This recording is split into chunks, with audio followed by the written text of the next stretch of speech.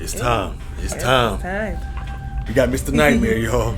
3 disturbing true hiking horror stories. Y'all know how these hiking stories always go in the woods. And how it always It turned never out. turned out good. Never. Y'all At knew? all. If y'all new and enjoy this type of content, make sure you hit the subscribe button, cut the post notification bell to also know we drop a video. Drop a like on the video, throw a comment down below. You ready to get into it? Let's get it to y'all. Let's go. Y'all ready?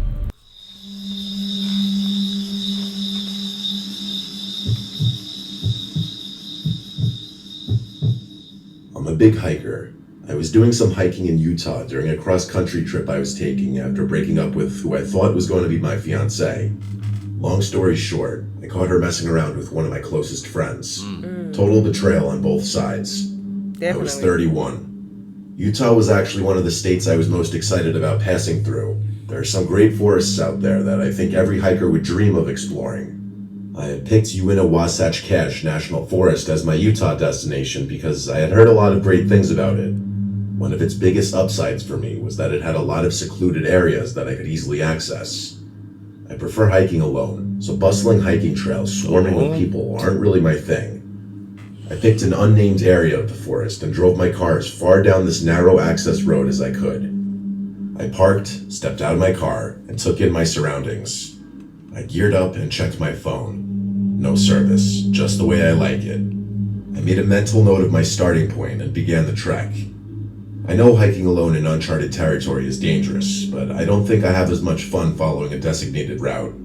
I always download the digital map of whatever location I'm planning to explore. A lot of people don't realize that your phone's GPS still functions without service. I know what you're probably thinking, but no, I didn't get lost. I wish I could tell you that that's what the story's about.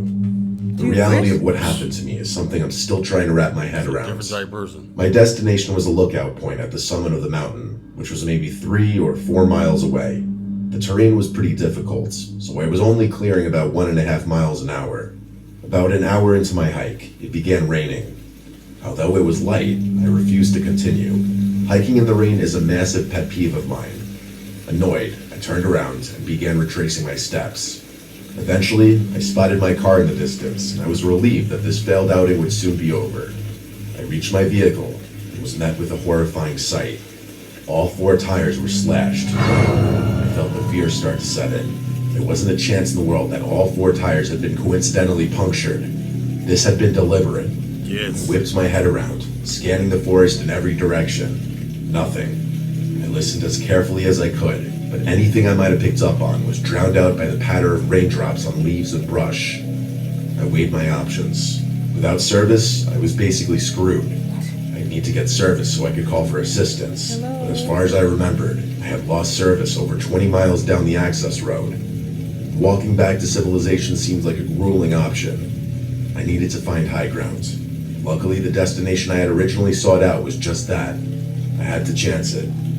I didn't feel safe walking 20 miles down the road where I'd basically be out in the open. Without another thought, I turned back towards the woods and began my route once again. I was about halfway to the summit when I picked up on a faint rustling coming from behind me, maybe 40 or so yards away. It would start and stop in tandem with my movements. I didn't want to turn and look. I just picked up the pace, knowing I was probably a faster hiker than whoever or whatever was stalking me. The sun was starting to go down, casting an eerie shadow over the forest. The rain was still falling, and I was starting to get nervous. After putting some distance between myself and whatever was stalking me, I cast an inconspicuous glance over my shoulder. I didn't see anything, but someone could have been easily hiding behind any of the countless trees in the forest. Finally, I reached the peak. By some miracle, there actually was service up there. I didn't waste a second, not even pausing to admire the view. I told the police exactly where my car was and explained what happened, including my suspicion that I was being stalked. I also told the operator that I had AAA. I hung up, relieved that someone knew where I was. There was still a glaring problem, though. I'd have to navigate back through the forest before it was fully dark, while somehow avoiding whoever was stalking me. I couldn't just march in a straight line back through the forest. That was asking for trouble. I thought for a second, before concluding that I'd have to try to walk in a semicircle back to my car, hopefully avoiding any kind of trap someone had set. I walked parallel to the cliff for a while before entering the woods from a different angle. I hadn't bothered to analyze this area of the forest though, so I pulled up the map on my phone and prayed my navigation skills wouldn't let me down. Things were going well for a while. I hadn't heard a single unusual sound behind me or in front of me. I might have spoken too soon though, because not 30 seconds after having that thought, I heard a twig snap from my left. I turned to look, but didn't see anything.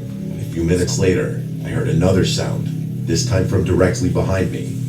My blood ran cold as it dawned on me. There were multiple people out there. I picked up the pace again, settling into a light jog. As if things weren't terrifying enough already, I stumbled upon something that brought my panic levels from a 5 to a 10. What? There was a makeshift campsite literally tucked away in the woods. There were 12 or so logs sitting in a circle around a campfire. Someone had been here recently. I jogged around it and continued on, casting glances behind me every so often. A few minutes later, I heard something from my right. This time, I turned quickly enough just to barely see someone's foot jump behind a tree. That was it for me. My light jog instantly turned into a full-on sprint through the woods. I didn't care how loud I was being. I needed to get out of that forest. As I ran, the sounds around me continued getting louder. It was clear that I was being chased. They weren't even trying to hide it anymore. I continued running, afraid to look behind me. At one point, I couldn't resist the urge anymore and shot a glance over my shoulder. I counted at least 6 people, all of whom were wearing white and charging toward me. I kept running, knowing my car wasn't far. The next few minutes were the most terrifying moments I've ever experienced in my life. Imagine being overwhelmed with exhaustion while the threat of death looms over you. I couldn't slow down. My life literally depended on it. Right. Finally, I saw my car in the distance, and right behind it was a police officer. I reached his car and keeled over, almost throwing up before he even had a chance to speak. I turned around, and those people that had been chasing me were nowhere in sight. The cop told me that he had gone ahead and called AAA, which I was beyond thankful for. I gave him a full police report, and what he told me was chilling. Apparently, Utah houses the largest population of Mormons in the country, and it isn't uncommon to encounter woods folk in unmarked forests. The specific forest I was exploring actually had a very rich history, especially as it pertains to woods cults and religious groups. The cop told me that I had probably stumbled upon one such group, and that I was stupid to explore a random part of the woods. In all honesty, what that cop told me all those years ago was probably true. I still can't wrap my head around this though. If they were mad that I was infringing on their land, why not just tell me that? I don't see why they'd feel the need to stalk and chase me through the woods, especially after slashing my tires. This experience is still something I think about all the time. They know they feel that's something you should know. Yeah, you won't tell nobody where you're going or nothing, and no. Right. I was dangerous. Definitely. No I'm protection. not going to call myself an expert hiker, but I've been avidly enjoying the activity for a few decades now. I've traversed all the major trails in America, and I've been to over 75% of this beautiful country's national parks. As such, I've had to find new ways to excite myself. I recently picked up a new hobby, scouring Google Maps for vast, unnamed forests and just exploring them. It's a little unconventional, but I think the added excitement is worth the risk of getting lost, or at least I did. I carry a pack of homemade route marking stickers that I periodically slap onto trees so I don't forget my way back. As I pass each one, I pull them off the trees so as not to leave any litter behind. I'm surprised more people haven't picked up on this trick. It makes getting lost in a forest nearly impossible. Anyway, there was a slightly more daunting task ahead of me this time around. I had decided to explore Dudley Town Forest in Connecticut, which I'm sure would give any normal person pause.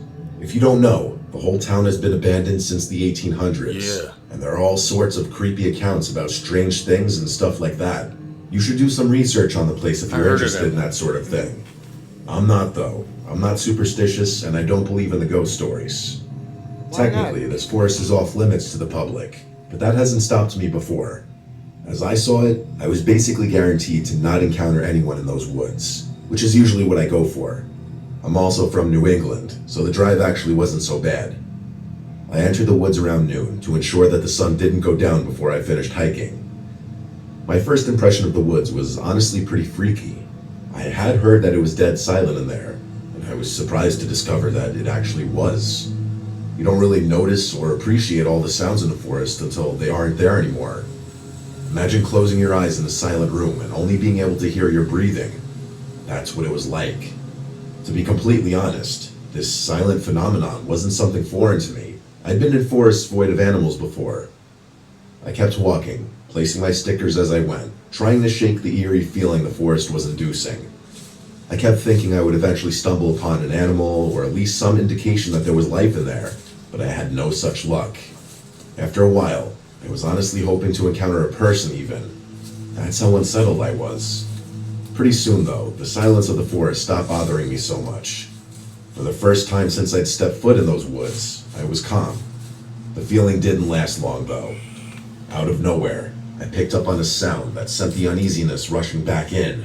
It was like a wailing kind of moaning sound. The kind of sound you might imagine a wounded animal making. That's the best way I can put it. Getting scared and I ain't even out there. I still have trouble I'm scared. describing it, even to this day. It was especially creepy since it was the only sound in the whole damn woods. Right. I paused and listened, trying to figure out what it could be. I had never heard anything like it. There was a chance it could have been a whistling made by the wind, but there wasn't any wind to begin with, so that didn't make sense. I concluded that it was most likely a wounded animal, even though I knew it probably wasn't. I walked away from it until the sound faded away. You're probably wondering why I didn't just turn around and leave right there. I wish I had an answer to that question. I told myself that if one more creepy thing happens, that would be it for me. As I walked, I started thinking to myself, how would an animal even get wounded in a forest like this? Like, was there someone hunting in here? That's what I was about to There's say. no way I could have missed a gunshot. Maybe the hunter had taken the shot before I was near shot. Maybe he neglected to put the thing out of its misery. Would someone really do that, though? It was hard to imagine. All these thoughts and more were bouncing around in my head when I stumbled upon something. On the tree directly in front of me, there were honest-to-God carvings. I know it sounds cliche, but I'm being dead serious. The carvings weren't symbols, and they didn't look like letters either. Just random slashes and bits of missing tree bark. I started looking around, and saw that several of the neighboring trees were covered in the same marks. That was it for me.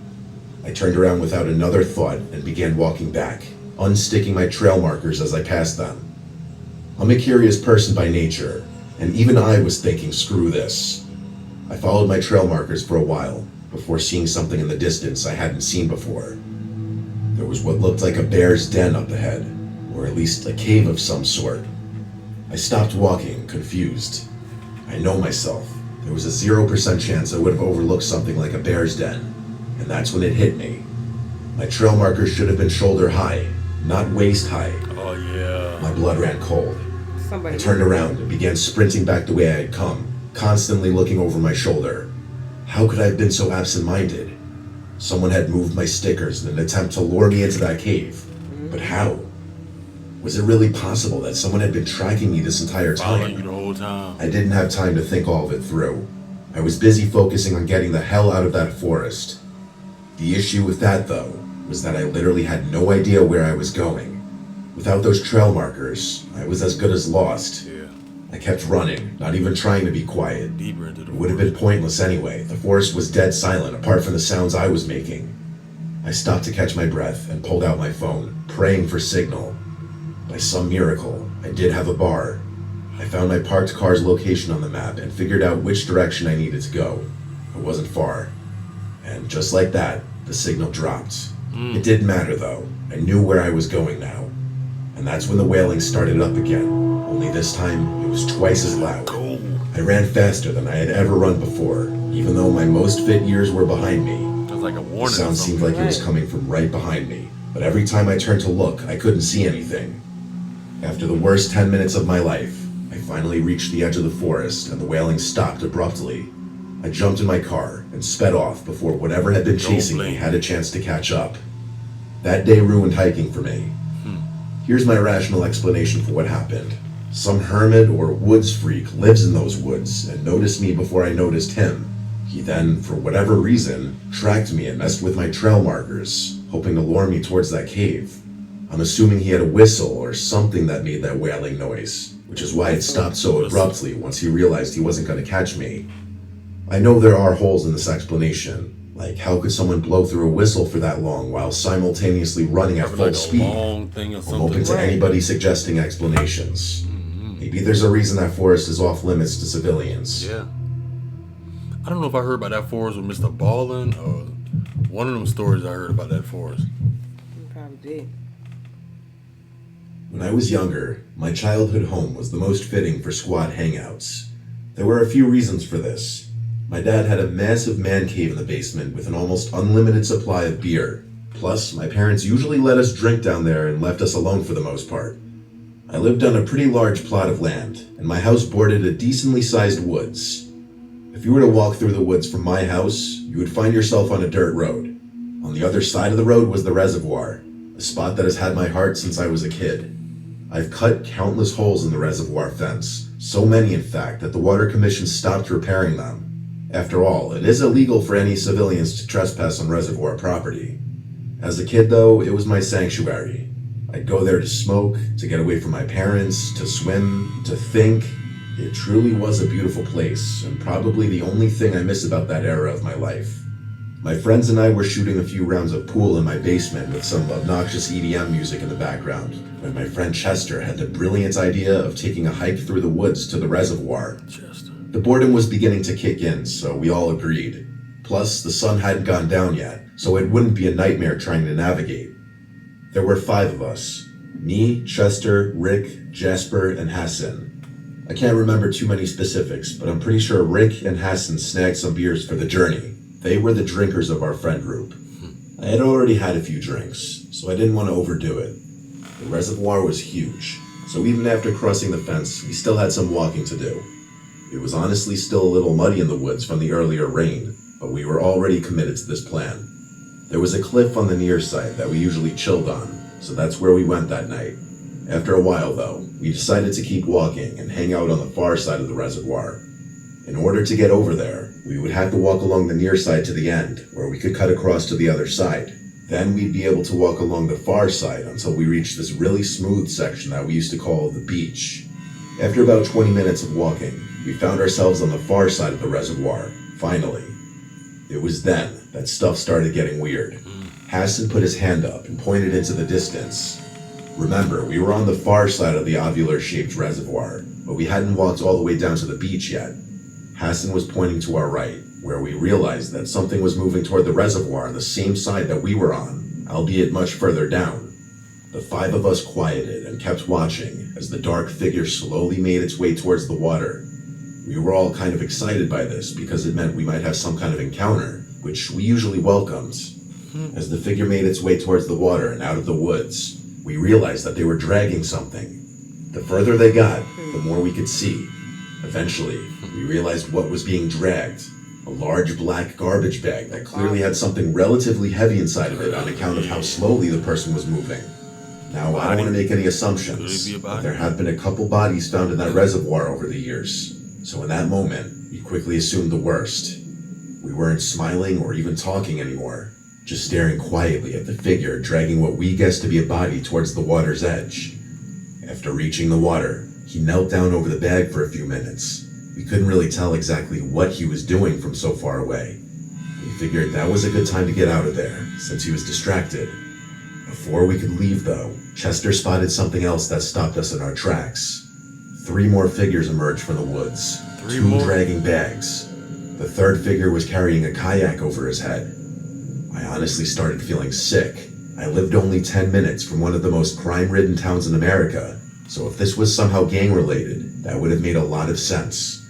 The first man we noticed got into the kayak, while the other 3 helped load one of the bags onto his lap. He rowed out to the middle of the reservoir, and we watched as the garbage bag disappeared below the surface. He rowed back to the shore and repeated this process twice more. And then, like a scene from a movie, my phone rang. The annoying tune cut through the silence like a razor blade, and my nervous self couldn't mute it fast enough. The 4 men froze and turned to look in our direction, which is when we ran. And just like that, the sanctity of my backyard reservoir was gone forever. Rick shot a glance over his shoulder and yelled out that they were following us. It was the scariest moment of my life. No. Running in a forest is actually insanely difficult. Factor in the threat of death, and it's twice as bad. We ran all the way back down the bank, cut across, and started making our way through the woods on the near side back to the hole in the fence. I don't know if it was the nerves or the alcohol or both, but to save my life, I couldn't remember where the damn hole was. I reached the fence first with my friends close behind, and they began panicking when they saw that I was tracing the fence aimlessly, searching frantically for a hole that could have been anywhere. We ran along the fence, and I was ready to give up when Rick pointed ahead of us and yelled. It was just a few feet away, and we bounded for it. As I was helping Chester through, we heard the sound of a tree branch being stepped on not far behind us, and I knew they were closing in. The chase didn't end there. We ran through the woods all the way back to my backyard, and we were relieved to have made it. It was then that Hassan called the police. We told them what happened, and they said they'd send a squad car to my house immediately. I knew I was going to get heat for trespassing, but I didn't care at that point. My friends were relieved to be safe, but I wasn't as relaxed. The path from the reservoir to my house wasn't super far, and they could have easily followed the tracks we left on the trail. Eventually, the police arrived and listened to what we told them. The police searched my property for any signs that we were followed, and my stomach dropped when they actually found one. There was a set of muddy footprints that led to my backyard fence, which I told the police weren't ours. They asked if I was positive, and I told them I was. Why would I jump my own backyard fence? Luckily, the police didn't find anyone hiding on my property, so they left and told me they'd keep me updated about the reservoir situation. To my surprise, they actually did. After a few days, the police fished out 3 bodies from the reservoir. No surprise there, and it was a huge news story for a while. My parents and I were terrified for a long time, knowing that some criminals knew where we lived. Right. For months afterwards, my mom swore she saw people in the woods at night, and even claimed to have seen a camera flash one night. This incident was actually one of the main reasons we moved out of that house. Yeah, thank you. Fast forward to today, and as far as I know, the police were never able to find any sort of connection or make any arrests. The reason I'm writing about this now is because I recently stumbled upon a depressing news article about a teenager drowning in that reservoir, which brought all these memories back. That place is definitely cursed, and I still wonder about all the tragedies that might have happened there that no one knows about. Right. That goes for a lot of those reservoirs. Man. In fact, I'm glad they did move because That's dangerous. what? And you're not They that probably was far. gonna get them too. It was gonna get y'all next, and y'all was gonna be in there. Yeah. All of y'all was gonna be in there. That's crazy. And the strange thing within all those stories, it don't seem like nobody had weapons. Nobody never had weapons. but Nobody they have never had weapons when they in the forest. GPS phone. I mean, like the first person said he didn't mind not He having no was signal happy not to have a signal. from his phone. Like Nobody know where he was at. what?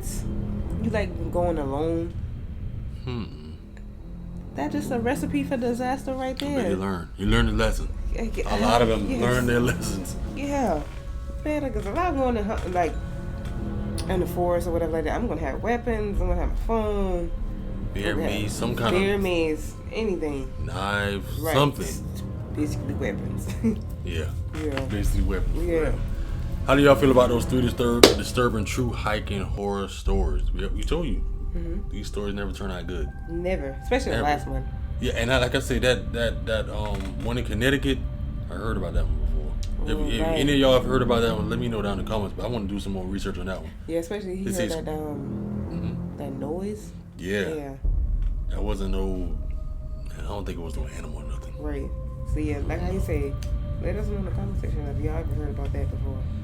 Well, yeah. Shout out to Mr. Nightmare. Shout out to this story. Shout out to y'all. We catch you on next video. Catch y'all next one.